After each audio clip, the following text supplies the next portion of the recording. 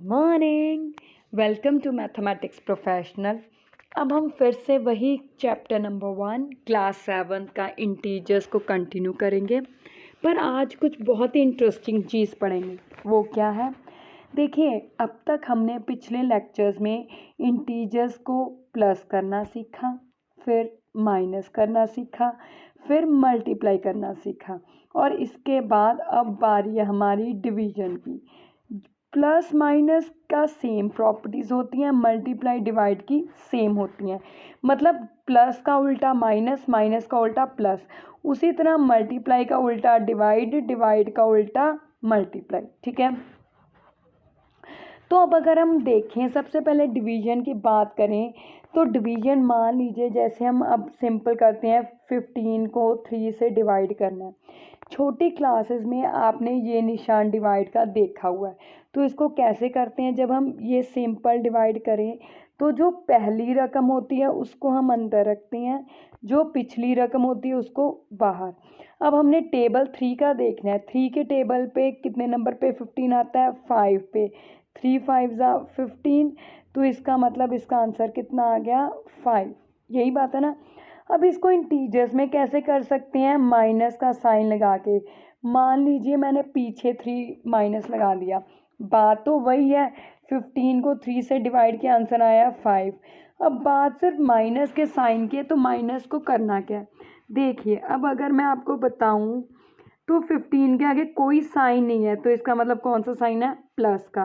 3 के आगे कौन सा साइन है? माइनस। तो प्लस माइनस माइनस, तो ये आंसर आ गया। ठीक है, अब अगर मैं कोई और देखूं, अब मैं एक और रकम ले लेती हूँ, -36 डिवाइडेड बाय -4।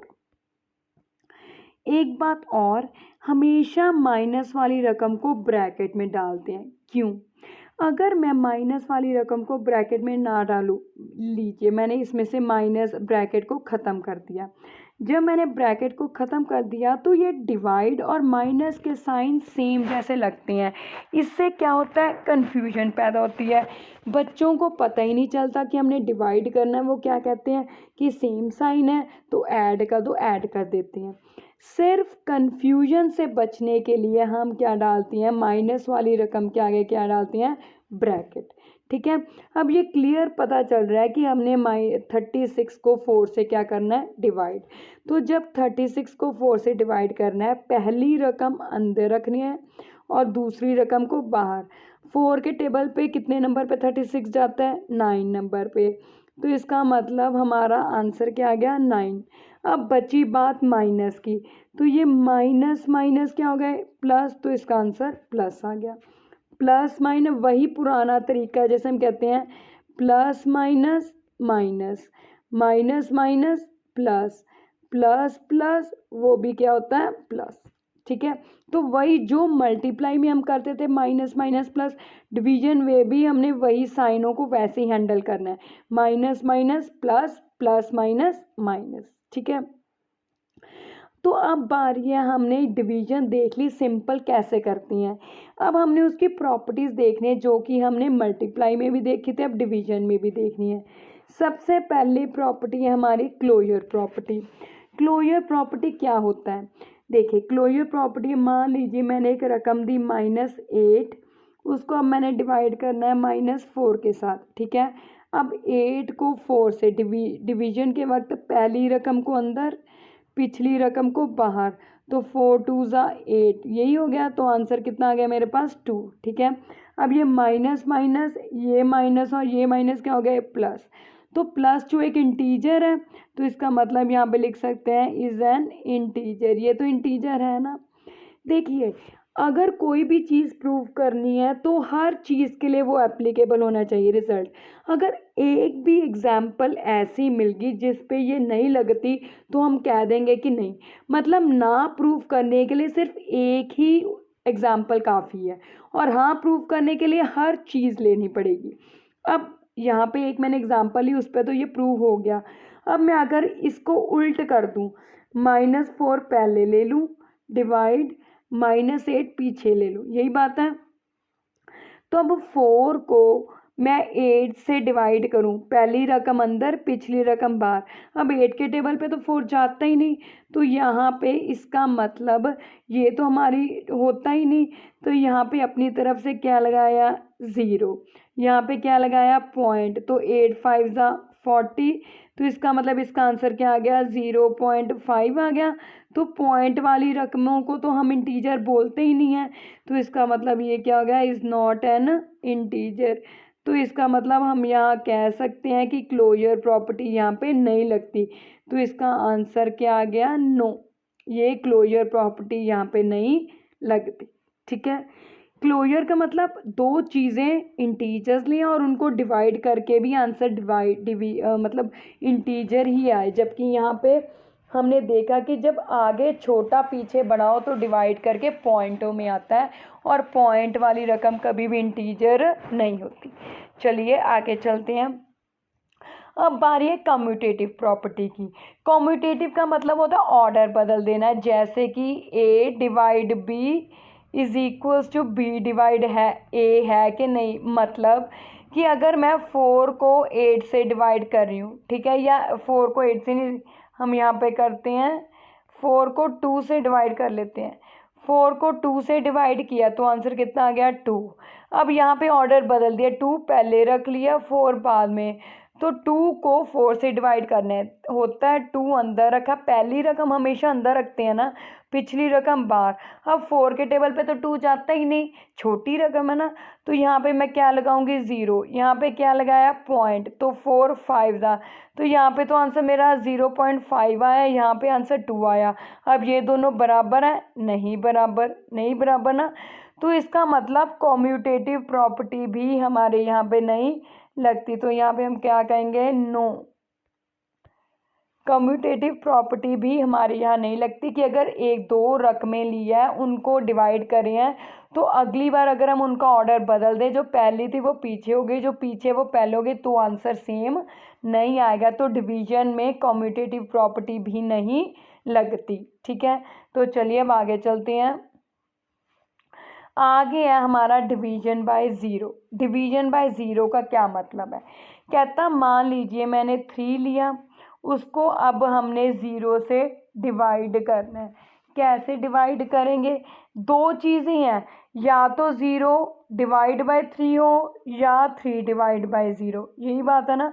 अब पहली रकम देखूं, पहली में हमेशा पहली रकम अंदर आती है, पिछली रकम कहाँ पे आती है बाहर, तो ये पॉसिबल है, ये पॉसिबल है, और उसका आंसर हमेशा क्या आएगा 0, इसका आंसर क्या आएगा 0, तो यहाँ पे लिख देती हूँ आंसर 0। कैसे, 3 0 0, तो हमेशा आंसर क्या आ गया 0, पर ये पॉसिबल नहीं है, नॉट पॉसिबल।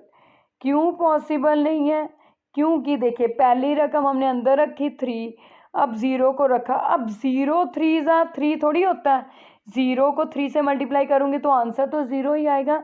0 का टेबल में 0 का कोई भी 0 को जिससे मर्जी मल्टीप्लाई कर लूँ, आंसर तो 0 ही आएगा, तो इसके नीचे तो हमेशा 0 ही आएगा, 3 आ ही नहीं सकता, तो इसका मतलब पीछे 0 पॉसिबल नहीं है, आगे 0 हो तो हमेशा आंसर कितना आएगा 0। ठीक है, समझ आई बात। शर्त एक और है कि यहाँ पे 0 0 डिवाइड 0 नहीं होना चाहिए, ठीक है, ये पॉसिबल ही नहीं होता, समझ आई बात। आगे 0 आया तो आंसर भी 0, अगर पीछे 0 आया तो वो पॉसिबल नहीं है। तो चलिए आगे चलते हैं। आगे है डिवीजन बाय 1 एंड -1। क्या है, कहता मान लीजिए 4 है, अब 4 को मैंने 1 से डिवाइड किया, मतलब पहली रकम अंदर रखी, पिछली रकम कहाँ रखी बाहर, तो ये डिवाइड होगा, बिल्कुल होगा। 1 1 ज़ा 1, अगर मैं 1 का टेबल देखूँ 1 1 ज़ा 1, 1 इंटू 2 2, 1 इंटू 3 3, यही है, तो 1 4 ज़ा 4 आ गया, तो इसका मतलब आंसर कितना आ गया 4। लेकिन अगर मैं -1 से करूँ डिवाइड, ठीक है, तो अब 4 को 1 से डिवाइड किया 4, ठीक है, निशान देखूं तो निशान यहाँ पे क्या आते हैं, +4 के आगे कोई निशान नहीं है, तो मैंने कौन सा लगा दिया +1 के आगे निशान माइनस का, तो प्लस माइनस माइनस, तो इन दोनों से हमें क्या पता चला कि जब भी 1 से डिवाइड करेंगे तो आंसर वही आएगा, जिस रकम को लिया था वही आंसर यहाँ पे आएगा। मतलब a divided by 1 is equals to a, मतलब जिस भी रकम को 1 से डिवाइड कीजिए आंसर वो रकम ही आएगी। जैसे हमने पीछे कहा था कि जिसको 0 से डिवाइड करेंगे आंसर 0 आएगा, अगर किसी को 1 से डिवाइड करेंगे तो हमारे पास आंसर क्या आएगा, वो रकम। लेकिन अगर किसी रकम को हम -1 से डिवाइड कर रहे हैं तो फिर वो रकम नहीं आएगी, ठीक है। अगर किसी रकम को हम -1 से डिवाइड करें तो फिर वो रकम 4 थोड़ी आती है, उसका साइन चेंज करके आता है ना। तो ये चीज़ यहाँ पे देखने वाली है। फिर से रिपीट कर रही हूँ, 0 से डिवाइड करेंगे आंसर 0, 1 से डिवाइड करेंगे तो आंसर वो रकम आएगी, ठीक है। आगे है हमारा लास्ट एसोसिएटिव प्रॉपर्टी। अब एसोसिएटिव प्रॉपर्टी क्या है? जैसे कॉम्यूटेटिव प्रॉपर्टी 2 रकमों के बीच होती है, एसोसिएटिव हमारे लिए 3 रकमों के बीच। क्या कहता है कि कहता है A divided by B divided by C, और इधर अब ब्रैकेट पीछे कर दी, A divided by B divided by C. कहता है ये दोनों आपस में बराबर हैं कि बराबर नहीं है, ये हमने चेक करना है, ठीक है। तो जैसे चेक करेंगे फिर उसी तरह के इसके बीच में हम निशान डाल देंगे। अब इसके लिए मतलब वो कहता है कि ब्रैकेट ही बदली है, पहले ब्रैकेट पहली 2 रकमों की थी, पीछे ब्रैकेट मैंने पीछे 2 रकमों में कर दी, तो क्या इसका आंसर सेम आता है कि नहीं। अब मैंने यहाँ पे एक एग्जांपल ली, ए को ले लीजिए मैंने -16, बी को ले लिया मैंने -4, ठीक है, और सी को ले लिया मैंने -2, ये लिया। पहले मैं इधर वाली सॉल्व करती हूँ, पहले इनको सॉल्व किया, अब 16 को 4 से डिवाइड किया तो आंसर कितना आ गया, 4। ये माइनस माइनस क्या होते हैं, प्लस, तो ये आ गया। अब इसको आगे किससे मैंने डिवाइड करना है, -2 से। 4 को 2 से डिवाइड किया, मतलब डिवाइड करते वक्त हमने 4 अंदर रखा, 2 बाहर, तो किसके टेबल पे गया, 2 पे। अब ये आ गया हमारे पास, क्या आ गया, ये प्लस माइनस माइनस, तो आंसर मेरे पास आ गया -2। अब यही चीज़ इधर देखनी है, ए क्या मेरे पास -16 रकमें वहीं रहेंगी, और फिर बी क्या -4, और सी क्या मेरे पास -2, यही है। तो चलिए अब -16 वैसे ही, डिवाइड वैसे। अब 4 को 2 से डिवाइड किया, 2, यही आ गया। साइन मैंने देखना है मेरे पास क्या आ रहा है, तो साइन देखो तो ये माइनस माइनस क्या हो गया, प्लस, ये हो गया। अब आगे 16 को 2 से डिवाइड किया, 8। अब हमने फिर से साइन देखना, तो क्या आया, ये माइनस प्लस क्या हो गया, माइनस। तो इधर लेफ्ट साइड का आंसर मेरे पास क्या आया, -2, इधर क्या आया, -8, तो दोनों बराबर है, नहीं। तो इसका मतलब एसोसिएटिव प्रॉपर्टी यहाँ पे नहीं लगती। मतलब अगर हम ब्रैकेट बदल दें कि पहले पहली 2 रकमें डिवाइड की, बाद में तीसरी, तो अगली बार पिछली 2 पहले कर दे, तीसरी बाद में, तो आंसर बराबर नहीं आएगा। तो ये थी प्रॉपर्टीज़, तो यहाँ पे भी आंसर 9 हो गया। मतलब अगर हम देखें कि डिवीजन वाली प्रॉपर्टीज़ में बहुत कम लगती हैं, क्लोजर प्रॉपर्टी भी एप्लीकेबल नहीं है, कॉम्यूटेटिव भी एप्लीकेबल नहीं है। डिवीजन बाय ज़ीरो में ये है कि अगर ज़ीरो को डिवाइड करें तो आंसर 0 आएगा, अगर 0 से डिवाइड करें तो हो ही नहीं सकती। आगे हमारे पास क्या था, डिवीजन बाय 1, कि अगर 1 से डिवाइड करें तो आंसर वो रकम आएगी, -1 से डिवाइड करें तो आंसर वो रकम नहीं आएगी। आगे थी एसोसिएटिव, तो ये भी हमारे पास होल्ड नहीं करती। तो ये थी डिवीजन के अंदर प्रॉपर्टीज़। ये प्रॉपर्टीज़ जब हम कल एक्सरसाइज करेंगे उसमें काम आएगी। किसी भी बड़ी बड़ी कैलकुलेशंस या रकमों को डिवाइड करते वक्त हम ये प्रॉपर्टीज़ यूज़ करेंगे, तो वही रकमें आसानी से कम समय में हम सॉल्व कर पाएंगे, ठीक है। आई एम श्योर आपको ये लेक्चर समझ आ गया होगा। और अब आपने एक काम करना है, इस चैनल को सब्सक्राइब भी करना है और वीडियो को शेयर भी करना है और लाइक भी करना है। Thank you, have a nice day.